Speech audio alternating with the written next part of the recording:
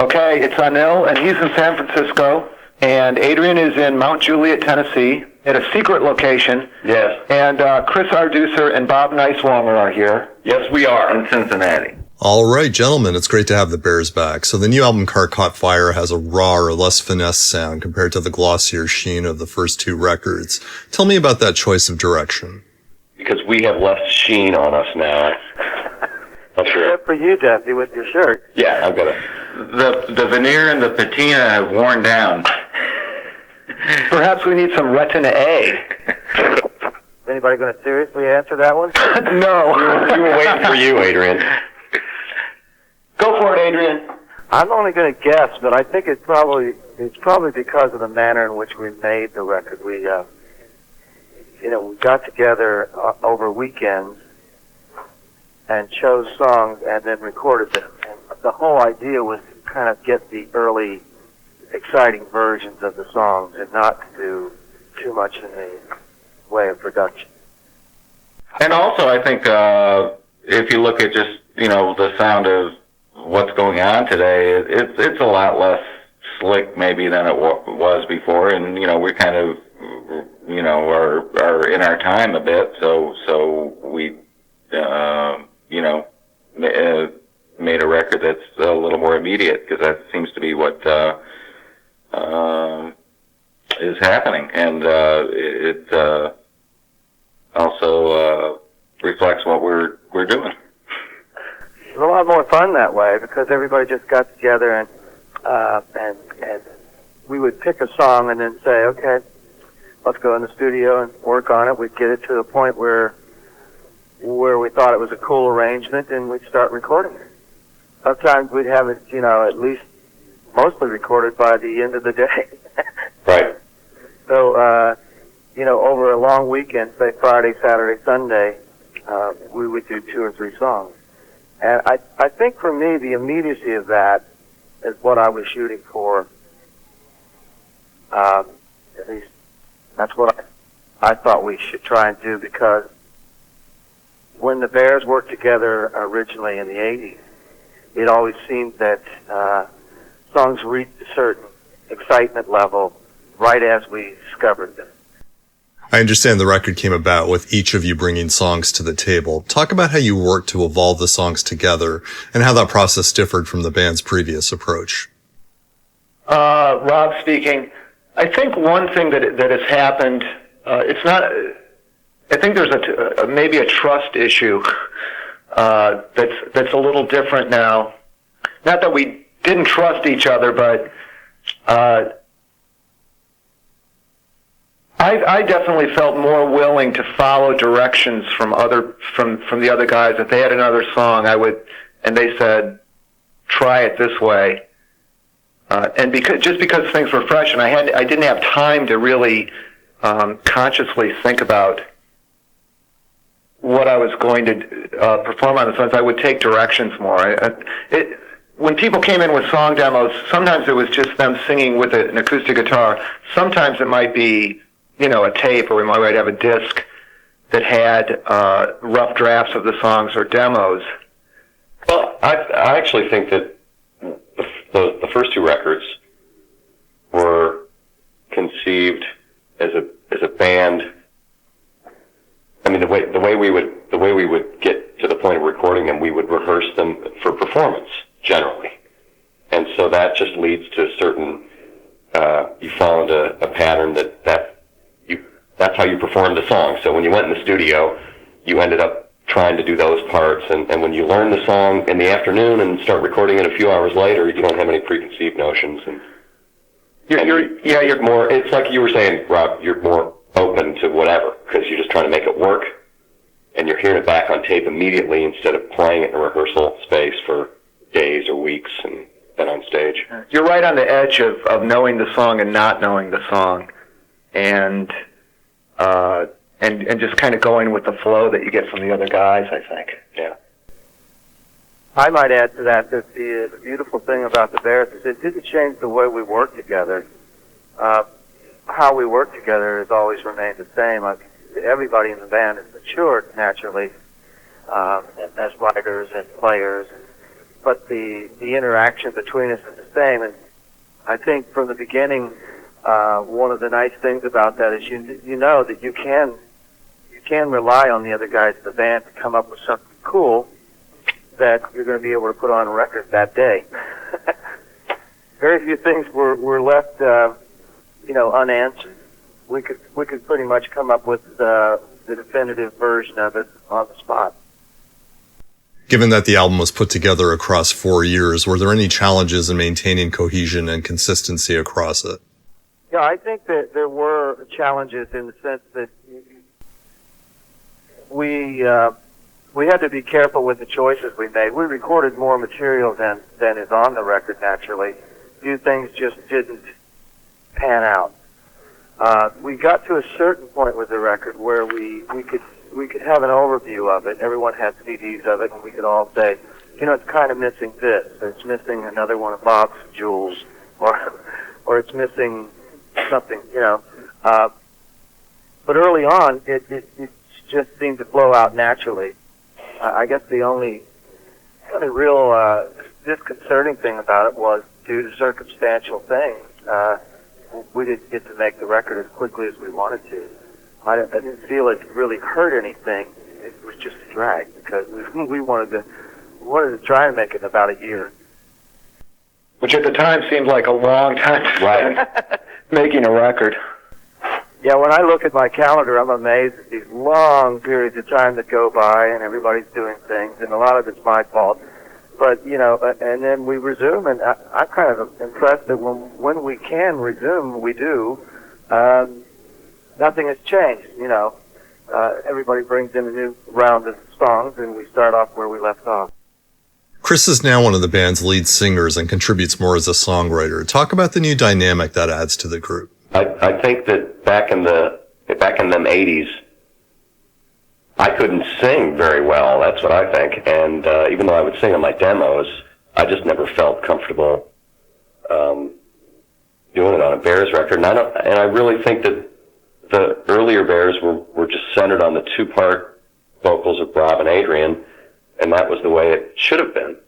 And I also remember that when we were tracking Little Blue River, the second record, at one point, I don't know if you remember this, Adrian, but you suggested I just sing it, and I just didn't have the confidence to do it.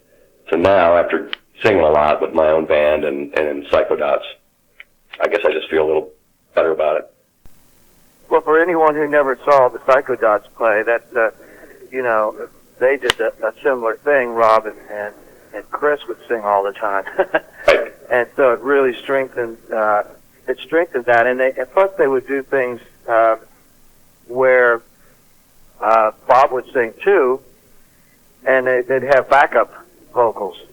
And originally when we put the Bears together, the idea, there was a pretty strong visual and musical concept of two colorful birds out front, Rob and I, doing all the singing.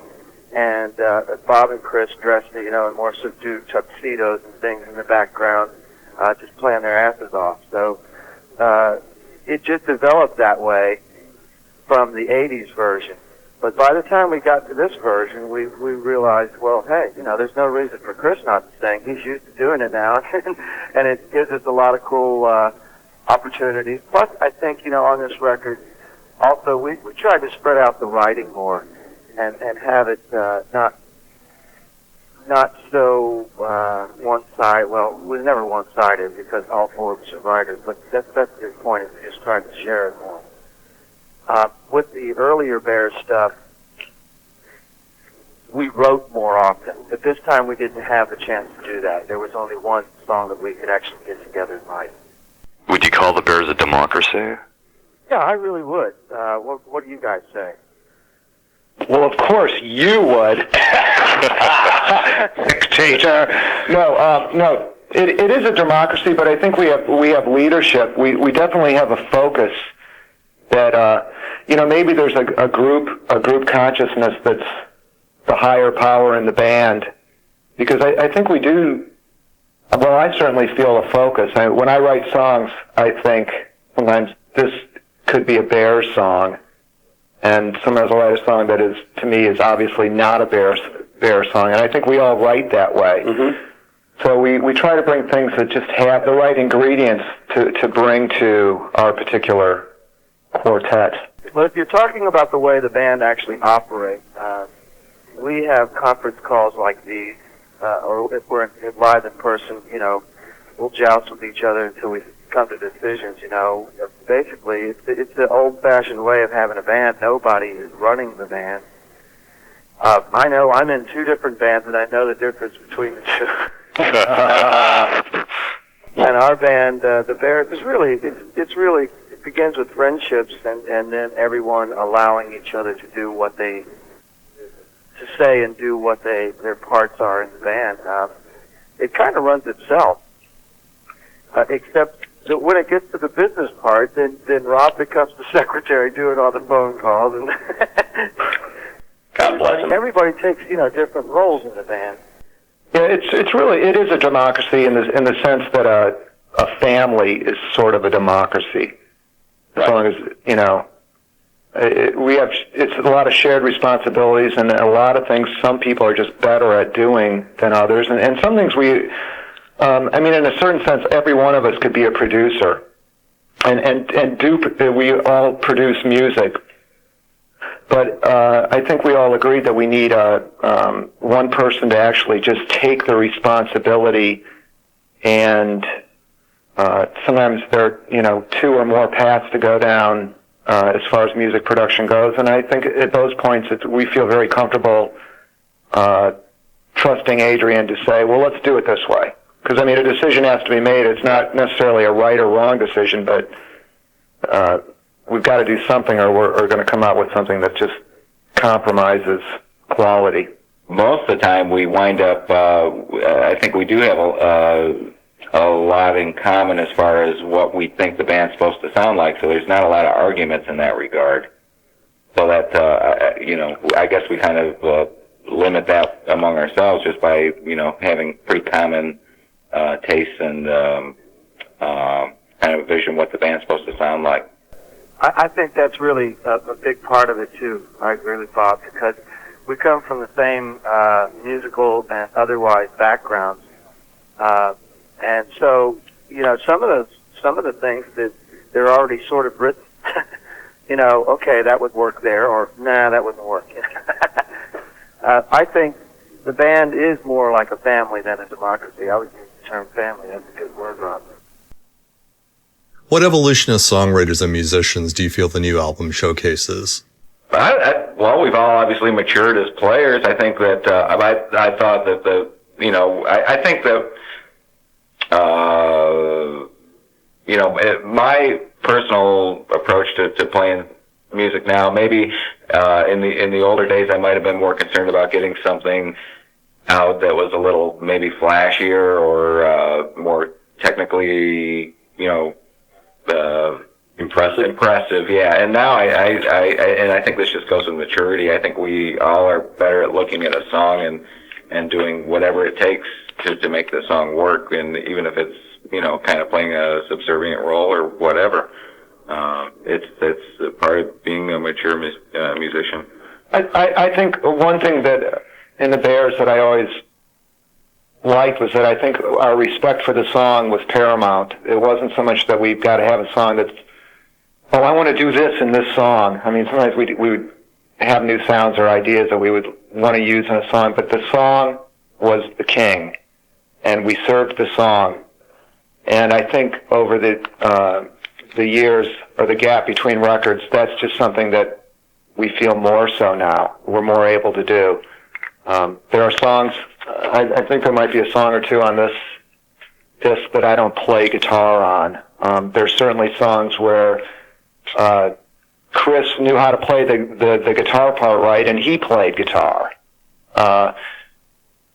And there might be a song where Adrian doesn't play guitar on. I'm not... There might be. I don't even know. Nobody was counting, We were just trying to get the best tracks we could. Yeah, I kind of felt like we didn't have as much to prove, and we were all more relaxed in the studio. We'd been, in the time between the last record and this one, all of us recorded a ton of stuff.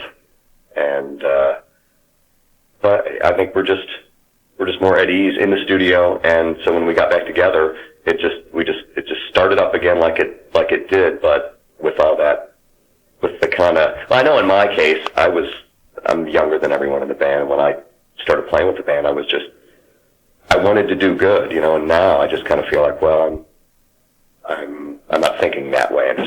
I'm comfortable. I think, the Bears always have had a kind of a sound that's recognizably the Bears, and even though we can break outside of that at times, we kind of adhere to that because that's our identity and that's what we like to sound like. What really has changed in the intervening years to me, everyone's got better, yes, but what has changed is the purpose of the band. We made this record just for the fun of it because we love playing together. That's what I think. We didn't really even have a plan, and we still don't have much of a plan. We said, well, we can do this, so let's do this. It'll be fun, and we can afford to do it. It's not going to be too expensive, so and it's time for us to do that. Another aspect that I think has changed, just personally, is the maturity of the writing itself. Everyone brought in their newest things, and it shows a new level of writership. You don't get a song like Dave every day, for example. I'm just making one example. How do you guys look back at the first two records? I think of the first record as being one that was really designed on purpose a certain way by four people who really were excited to play together, and I think of it as being a little jewel. It's a perfect pop record. The second record, Rise and Shine, I felt had its own little jewels in it, but didn't have as much time to develop properly because we were touring and we were forced to kind of cough that one up sooner than we had a lot more time with the first one. And, that's normal. That happens with a lot of people. I still love the second album, too. But, the first record's much more focused. The first record has an emphatic, here we are. Yep. I hear the first one exactly that way. I think we were pointed in a direction with that, and there was a struggle to get it to that point.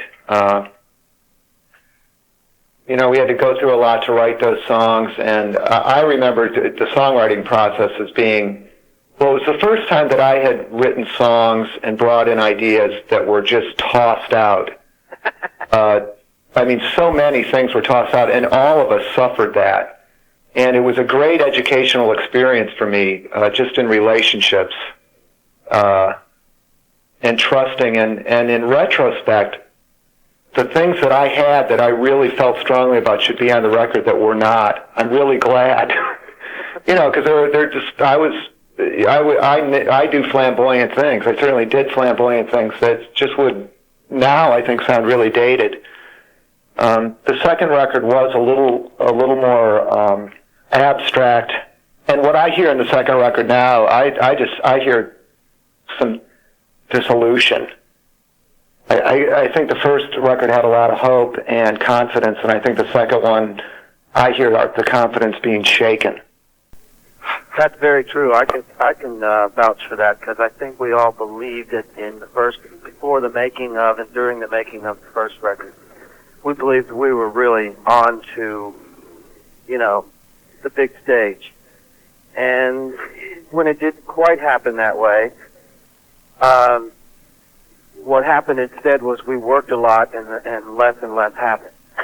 Right. And that's from where the second record is born. So you get a sense of, what's happening here? It's not going like we expected.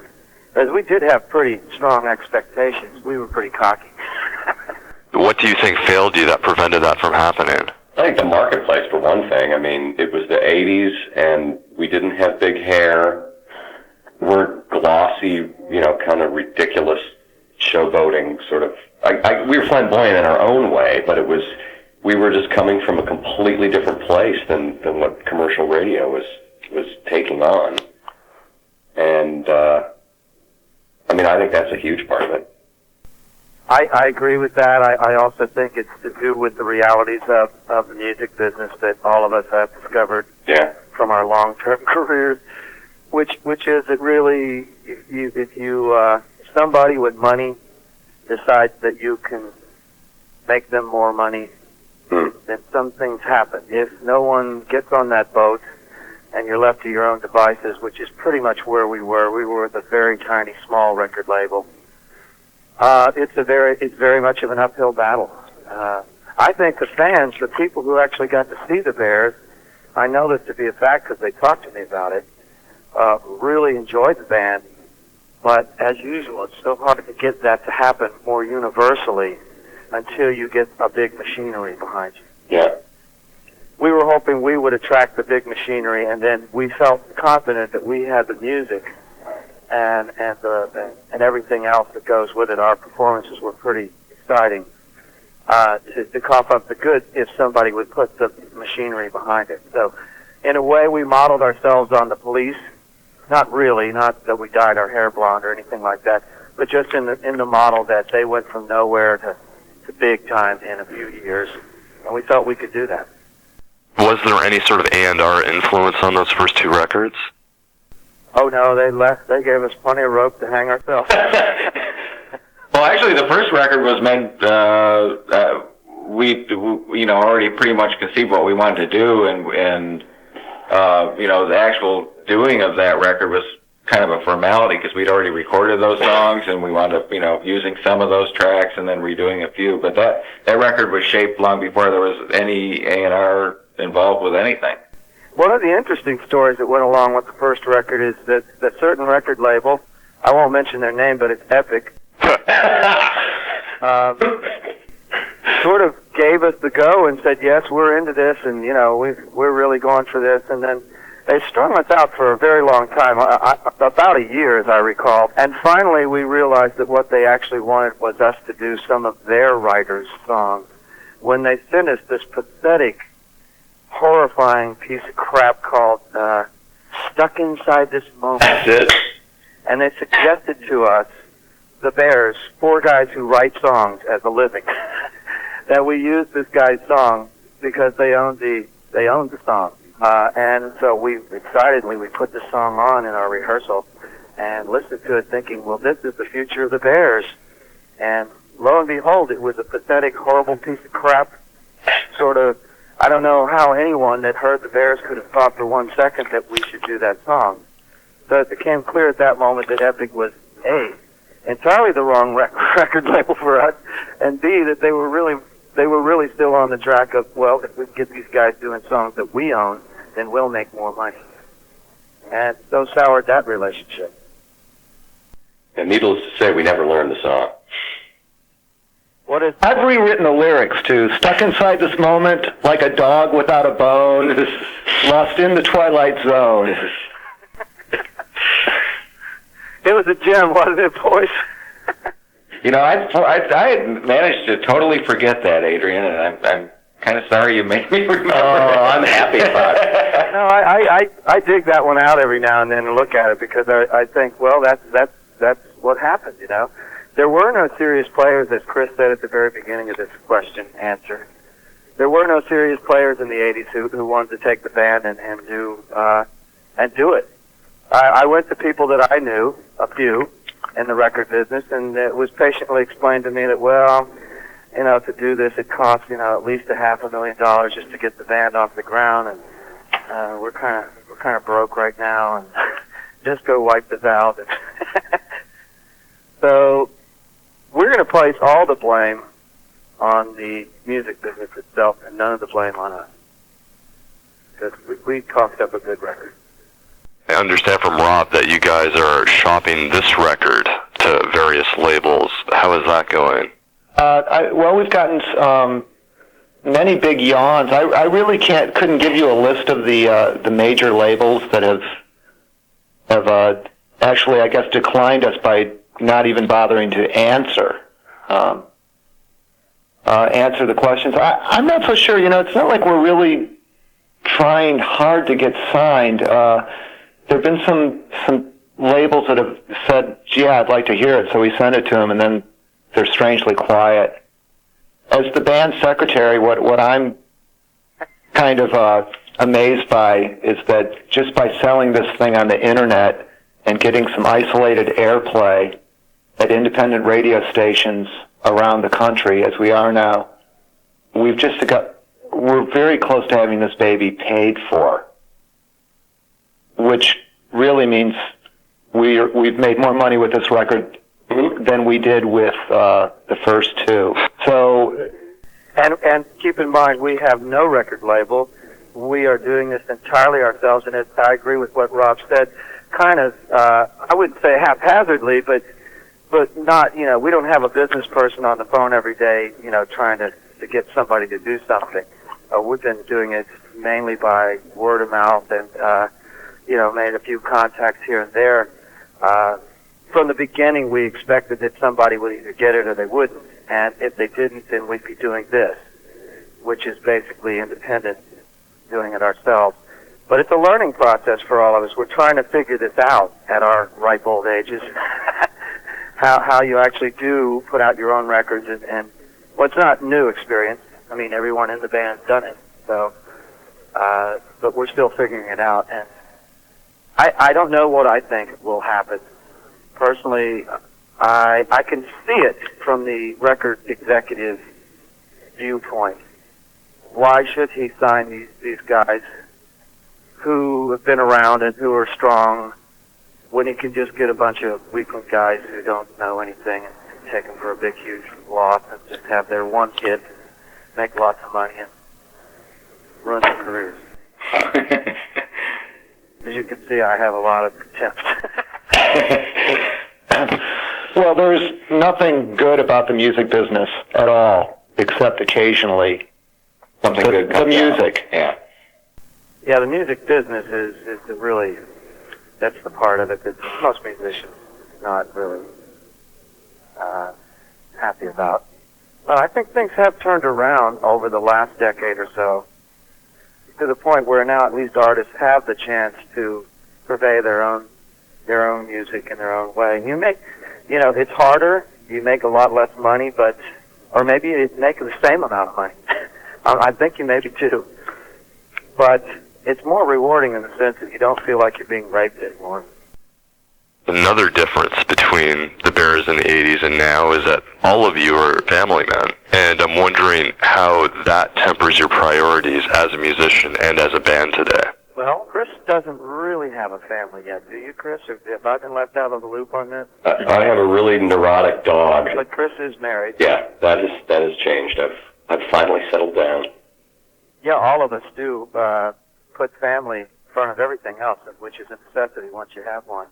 And between me and Rob, we've got a pretty big family. Well, I've got a couple kids, but they're older at this point. I never felt like I was... I mean, we would do some touring, and I'd have to leave home for a while, but then when I was home, I was with my kids all the time, so I never really felt that my kids were suffering for it. There's no mindset in the band that we will, do whatever it takes to make it big in this business. I think everybody realizes that we have lives and we have, personal priorities, and everybody's respectful of that. And that's one of the reasons why we can still do this at this point in time.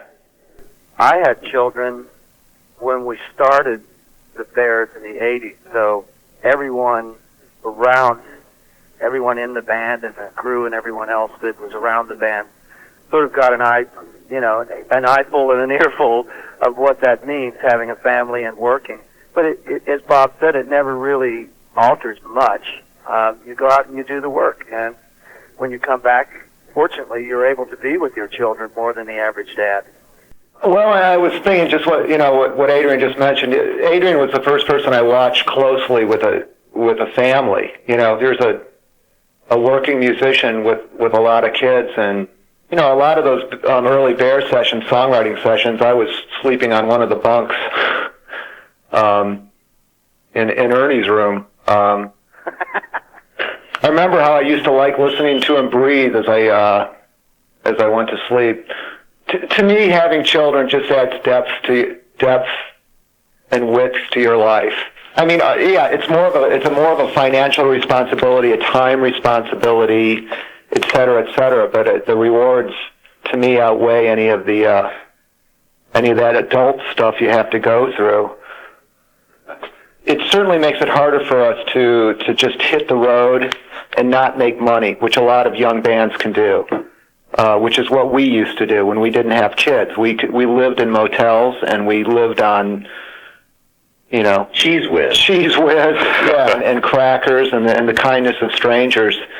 It's easier to do that, but I don't know. I think that just adds more in my life. I just feel like I'm more in touch with the big fat soul of mankind. But also, you have to realize you can't do that forever anyway.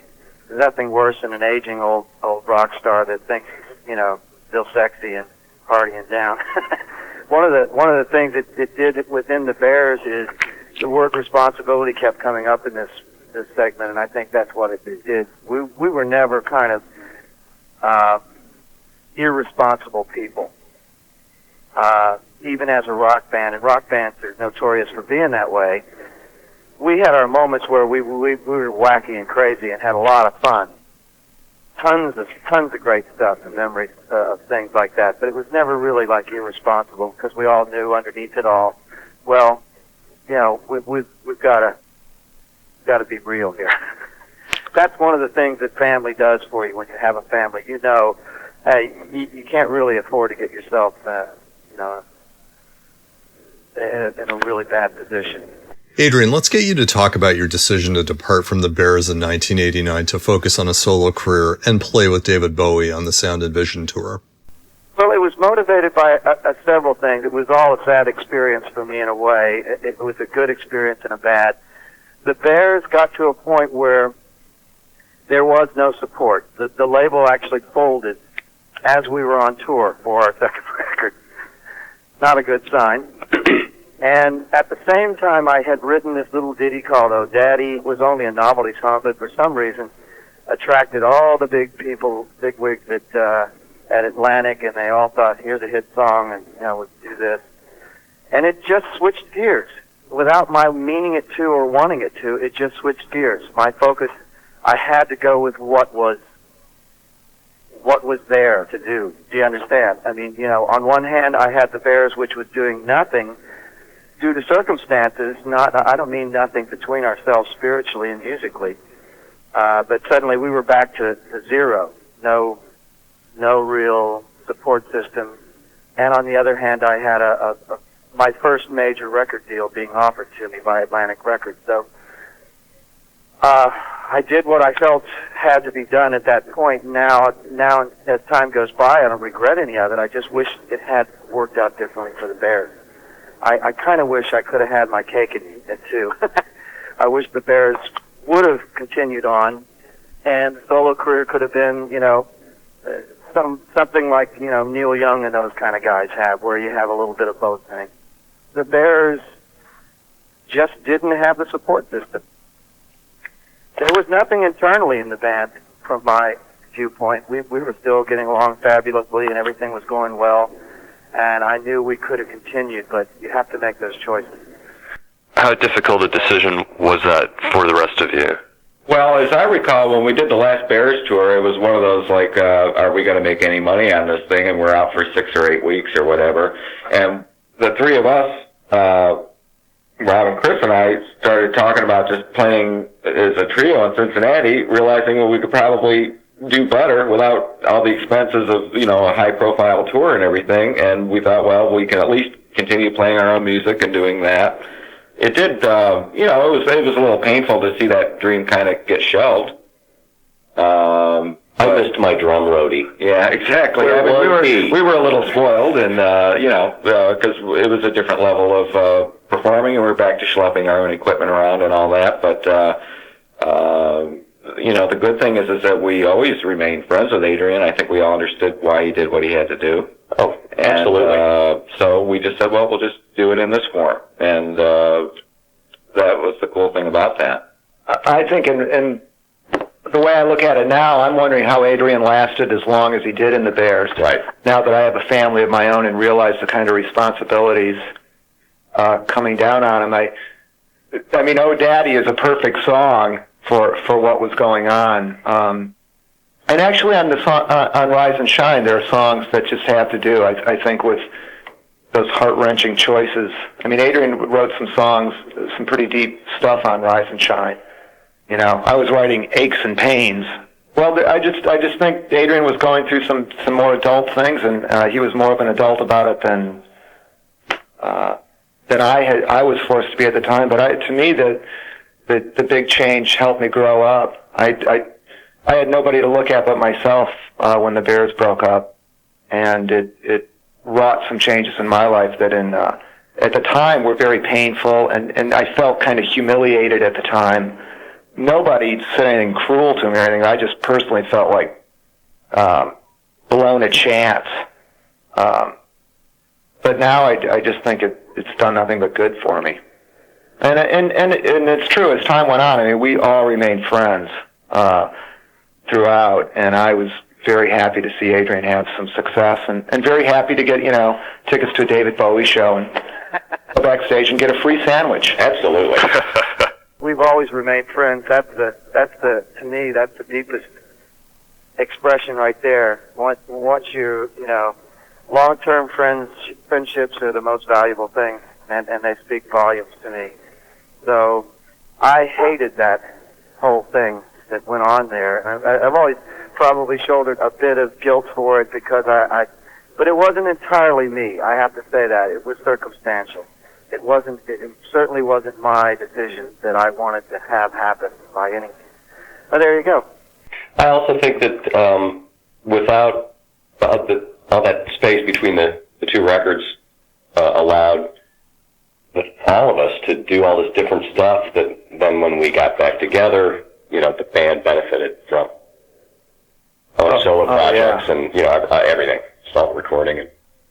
Yeah, I think it got, what we talked about earlier, by the time we made this record, none of us really had any like personal axes to grind or things we had to prove. It wasn't like that. It was more, I don't know if it was a want or a need, but whatever it was, I think that we made this record for the right reasons, which is to make music that we love, with people we love. Because to me, that's like the ultimate thing heterosexual men can do with each other. So it's the opposite. Go there now, Rob. Well, it's just to me, it's just being in a band that's actually creating stuff together and working together is the opposite of war. That's very true. And I think that's what the Bears do. There's always something special there. I used to always talk about the Bears in interviews in the 80s as friendship and chemistry kind of angle, and that's true. That's what it is. There's it's interesting to me that we sound a certain way, and we really don't attempt to do that anymore. We just do. When we get together, we sound like the Bears. Between the riots in Cincinnati this year, and the events of September 11th, I think we can all agree that things have been kind of turned, on their heads, not only for Cincinnati, but for the world at large. I'm wondering what impact these events had on each of you personally, and as well as your focus as musicians. Well, I think I'm like a lot of musicians after the events of in New York and Washington. I'd written a song previously that was just a relationship-based song that was called "Everything Has Changed in an Instant," and I thought, well, I didn't know if I was going to finish it or what, and so I did finish it, but with a different focus on the lyrics. I don't know if it's a good or bad song, but I felt like I had to say something about it, even if only to myself, and also I'm just happy that in the smaller picture, I'm happy that I'm just working as a musician in Cincinnati, because when the city was shut down, I couldn't work, and I lost all kinds of money, and I'm just like a journeyman kind of musician, just trying to make a living, and it was just so strange to think the actions of so few affected the entire city. It's funny if you have a song. I mean, maybe all of us have had songs that were semi-finished. After September 11th, I had a song called Zero, and it was really about a relationship, and that seemed very trivial. I think every writer I've heard on NPR says the same thing. Some people just stop writing for a while. And I changed the focus of that song, but lately I've thought, no, I'm going to change back. I'm going to talk about two people, and not take on the world. As far as being a person that lives in Cincinnati and knowing what the streets were like before the riots and after, I can just say it's actually gotten more civilized. More strangers of different races are saying hello to each other, to me to each other and on the street in downtown Cincinnati, where I work. What I've done in my life, just to cope and to get some perspective on the things, is just I've been reading a lot of history lately. Eyewitness to history type books. So I know that, just the barbarism of what happened is nothing new. This stuff has been going on a long time. Not to diminish the magnitude of the horror of it all, but just to realize that this has happened before and the world has gone on.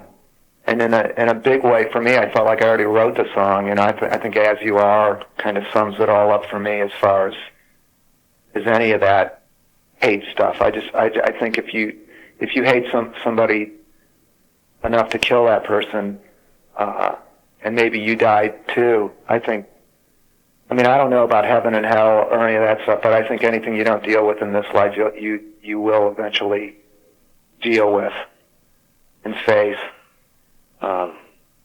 And that could be totally untrue, but it's the only thing that helps me keep my sanity. Yeah. Bob?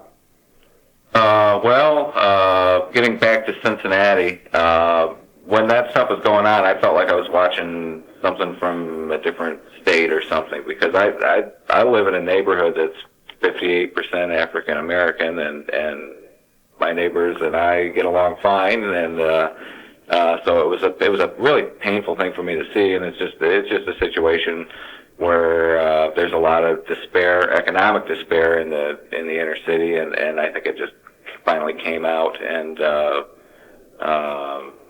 and it was unfortunate, but I think that there's been some good things as a result of it. Just the fact that people are more aware of things and talking more is a good thing. There's a lot more awareness of the needs of the area, and some things are being at least started that may improve the living conditions for a lot of people. It's not going to be a miracle. It's not going to be overnight, but I think that people just need a little ray of hope. So that's my take on the Cincinnati situation. In world events, there's just a lot of pain going on, and I think my job as a musician is to kind of show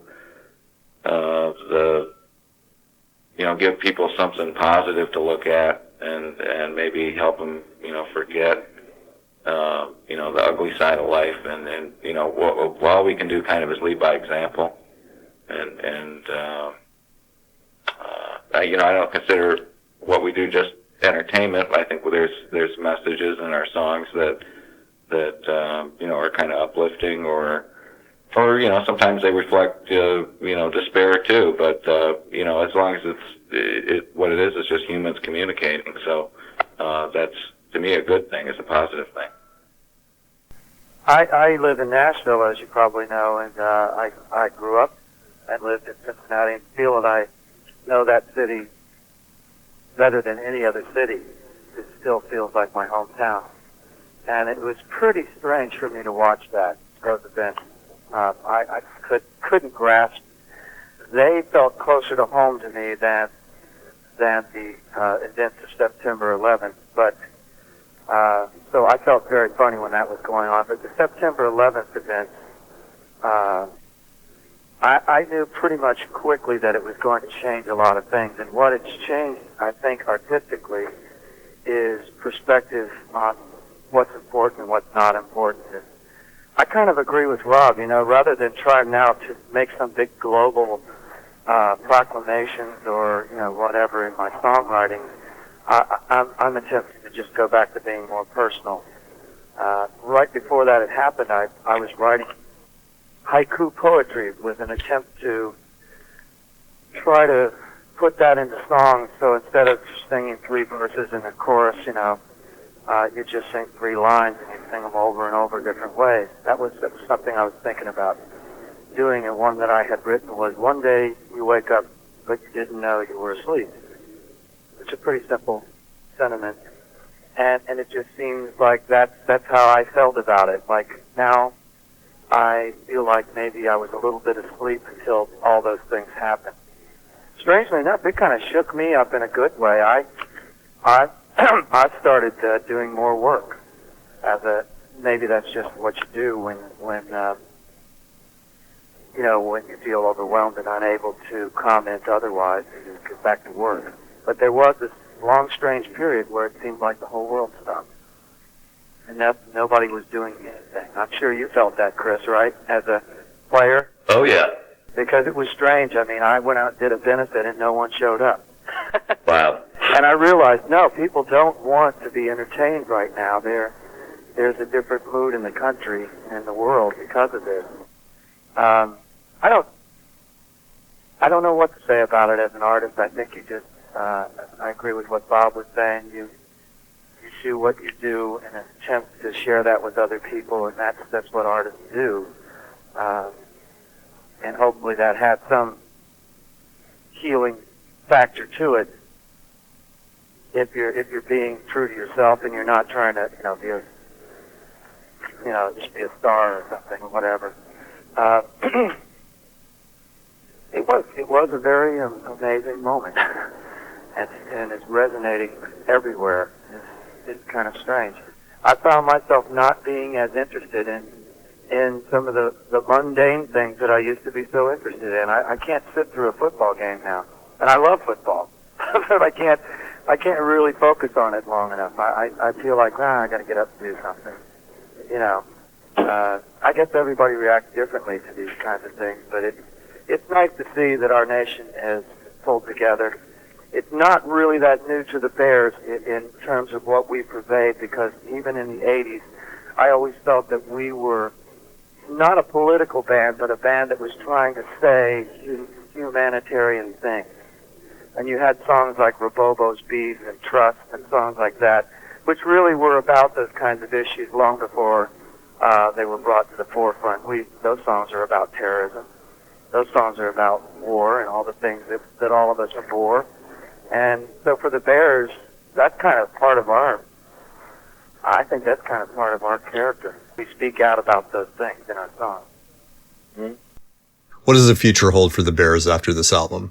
As the secretary of the band, it sure feels like an ongoing entity.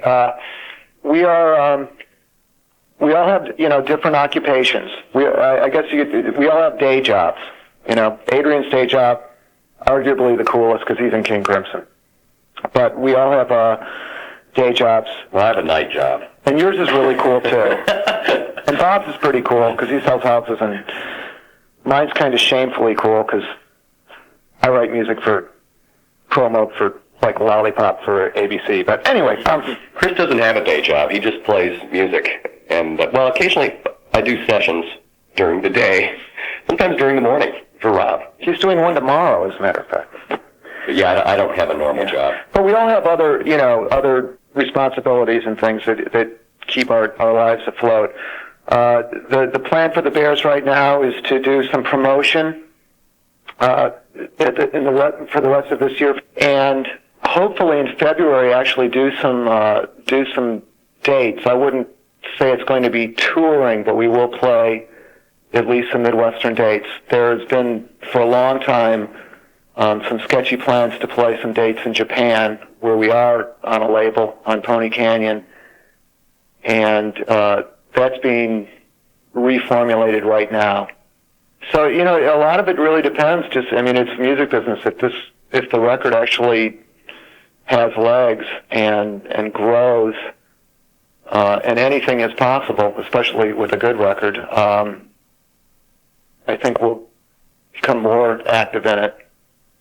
I know that I felt by the time we'd done the last session, the last song, that was Life in a Nutshell, I believe. Yeah. To me, it just felt like, okay, well, now let's make another record. It just felt like we just really hit our stride, and so I hope we do.